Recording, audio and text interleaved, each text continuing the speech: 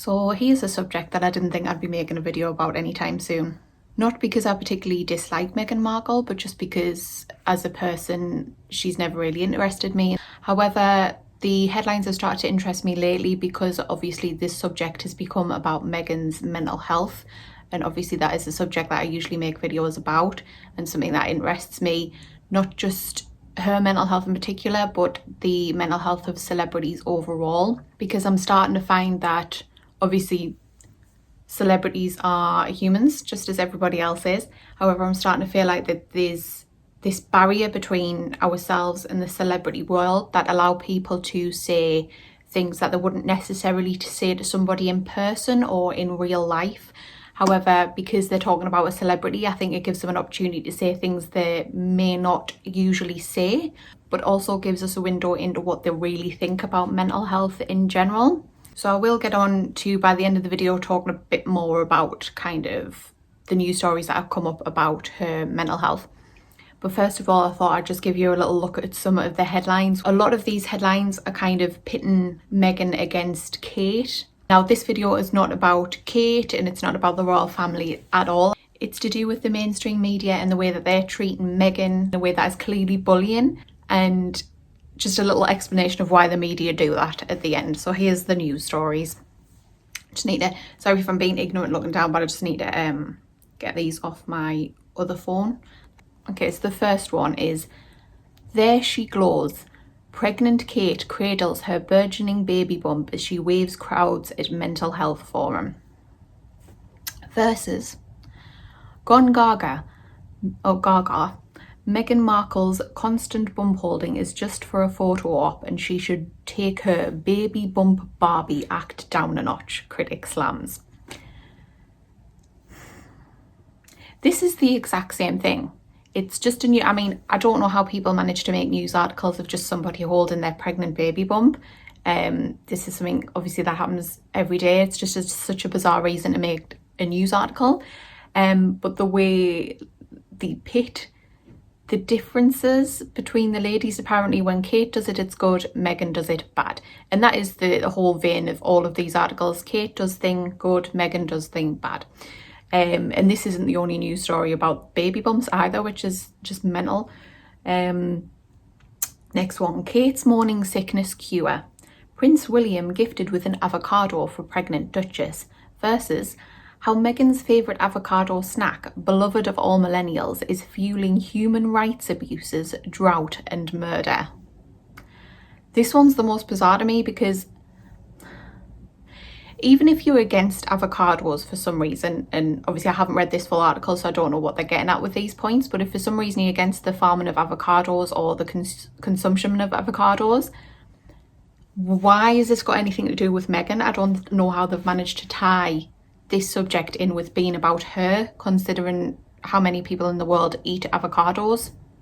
But obviously again, it's Kate eats avocado good, Meghan eats avocado bad. Beaming Kate gazes lovingly at sleeping Prince Louis as she and William attend his christening in their first appearance as a family of 5, but the Queen misses the big day. Versus, revealed, the Queen won't be at Archie's christening because Meghan, Harry and the mystery godparents planned to baptise him today, but had to rearrange when they realised Her Majesty and Prince Charles were already busy. I'm not going to lie, I don't 100% get what this headline's getting at because it's worded, it's the longest headline I've ever read for a start, but it's worded really confusingly and I don't see what point they're trying to make. If you get it, please comment underneath, but I'm sure it's probably getting at Kate good, Meghan bad somehow. How Meghan Markle's confusion over a hat nearly got her into big trouble with the Queen. Don't know. Kate's stylish coat coordinated perfectly with the Queen. Kate dresses a certain way, it's good. Meghan dresses a certain way, it's bad, or something to do with fashion, it's bad. Anyway, Kate good, Meghan bad. Kate and Wills Inc. Duke and Duchess secretly set up companies to protect their brand, just like the Beckhams. How savvy of them. And a right royal cash-in, how Prince Harry and Meghan Markle trademarked over 100 items from hoodies to socks 6 months before split with monarchy, with new empire worth up to 400 million. So when Kate and Will do it, it's just whatever, it's neutral or it's good. When Meghan and Harry do it, it's money grabbing. They are doing a cash in, whatever that means. Underneath is two different news articles, I'm guessing by the same writer, Sarah Vine.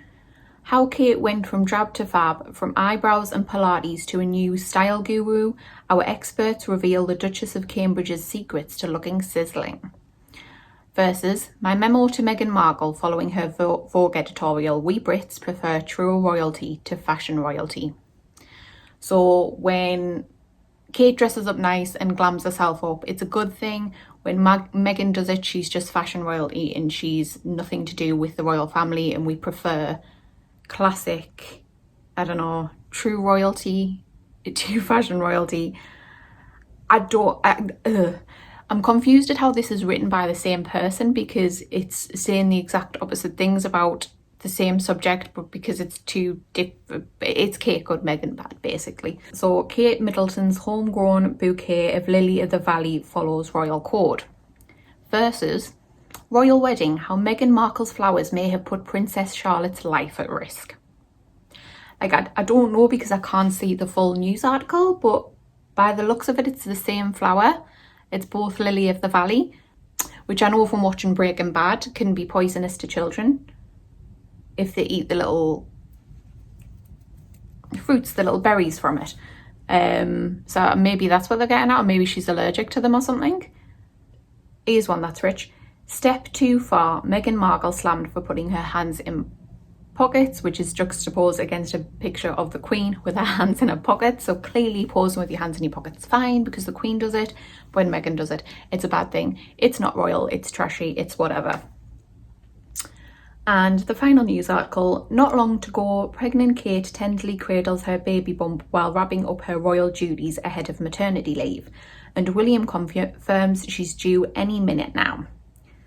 Versus, why can't Meghan Markle keep her hands off her bump?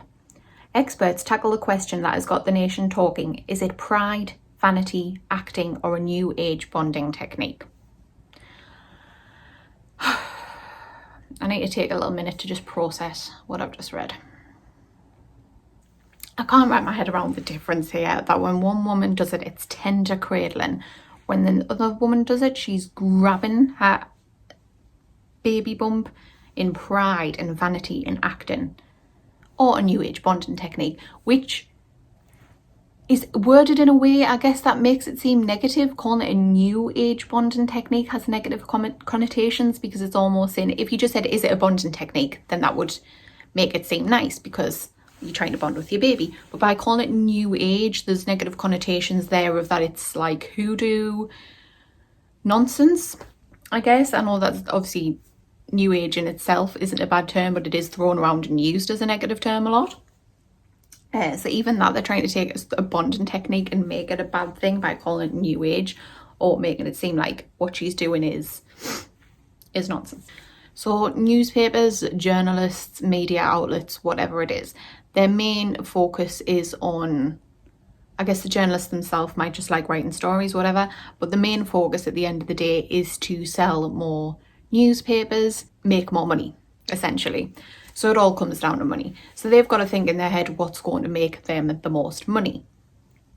The way to do that is to write stories. Obviously, there's the whole clickbait kind of method of writing headlines.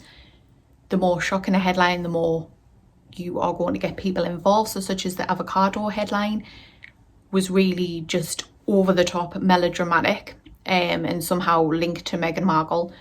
So there was two ways of grabbing the attention there, or it was a shocking headline and also it was related to a celebrity that people are interested in. So they're going to grab their attention that way.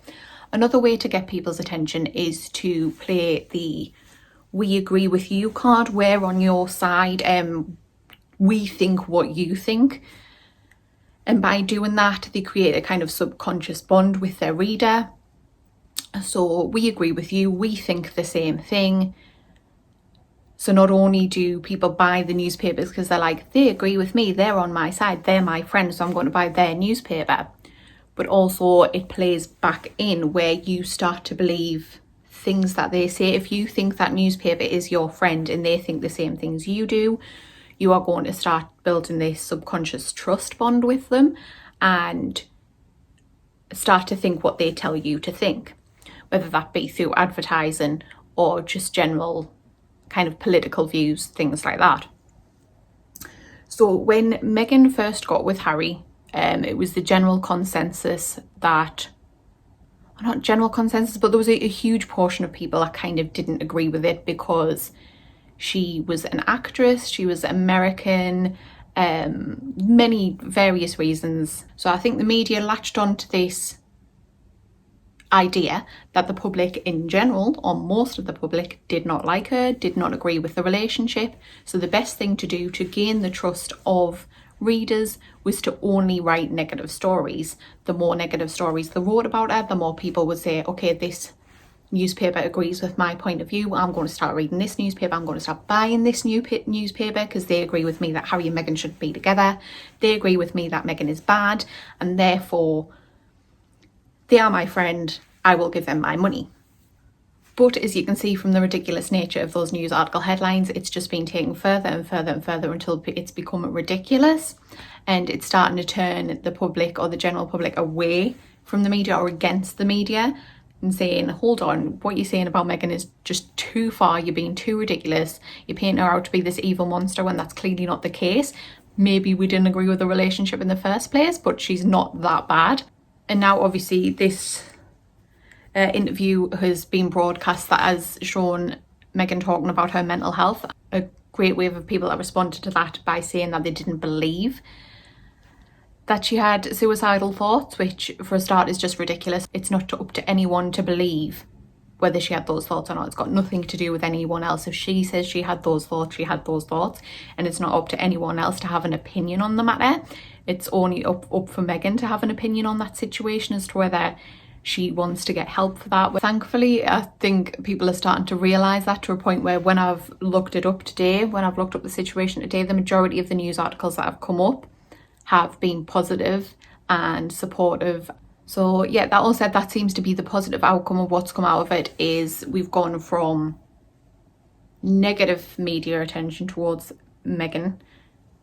It's been blown out of proportion to the extent that it's caused everyone to turn against the media, and now to keep people interested, to keep the money coming, the media are now going to have to start being nice to Meghan to get back the public's support and the public vote, so to speak. They're going to have to actually start being nice to her, which is hopefully going to see an outpouring of positive attention towards Meghan, which is overall going to have a positive impact not only on her life but on us as people, who start to realise that the negativity that we give towards celebrities and to other people can go too far and can be extremely harmful, and that overall hopefully we'll start to become nicer people in general and have a better attitude towards mental health issues.